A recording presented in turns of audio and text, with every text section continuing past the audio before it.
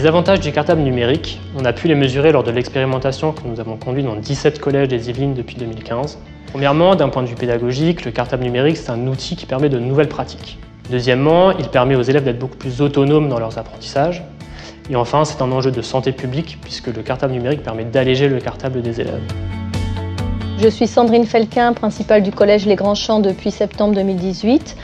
C'est un collège d'éducation prioritaire renforcée, REP+, de 550 élèves. Sur les enseignants, la tablette a eu un impact direct en montée en compétences numériques. Chaque professeur s'inscrivant dans ce projet voit sur son parcours des compétences numériques renforcées. J'utilise la tablette en faisant des évaluations formatives, en utilisant une petite application qui me permet de créer des quiz pour évaluer les élèves. J'ai aussi pris l'habitude de faire des bilans interactifs en prenant en photo des productions élèves pour pouvoir ensuite les projeter au tableau et identifier ce qui a été bien fait ou mal fait par les élèves lors de l'activité. Ce que ça a changé, c'est la gestion de la classe au niveau de la proximité avec les élèves. C'est-à-dire que je me déplace assez facilement maintenant entre les rangs. Quand je vais élaborer des cours en PDF, par exemple, pour les élèves qui ont du mal à écrire, ils peuvent modifier le PDF directement. Et ça, c'est vraiment très intéressant. Le fait que tous les élèves aient une tablette m'a donné la possibilité de faire travailler les élèves à la maison sur des compétences importantes dans la validation du brevet des collèges, comme par exemple la programmation. Aujourd'hui, en fait, quand on regarde le monde est en train de se numériser. D'accord, donc je pense qu'il est important que les élèves en fait puissent être dans cette dynamique-là.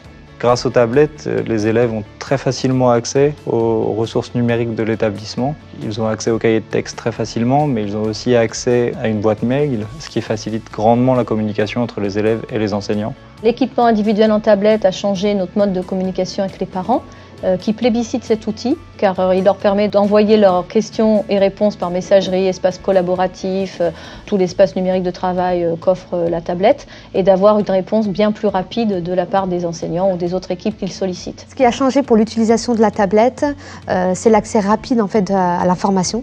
Pour moi, c'est plus facile d'utiliser la tablette dans mon apprentissage parce que dessus, il y a tout ce qui concerne mes études et mes devoirs. Pour les élèves, il y a un bénéfice direct, une montée en compétences numériques qui œuvre à lutter contre la fracture numérique qu'on retrouve dans les territoires un peu fragilisés, politiques de la ville comme les nôtres, et qui leur sera utile toute la vie.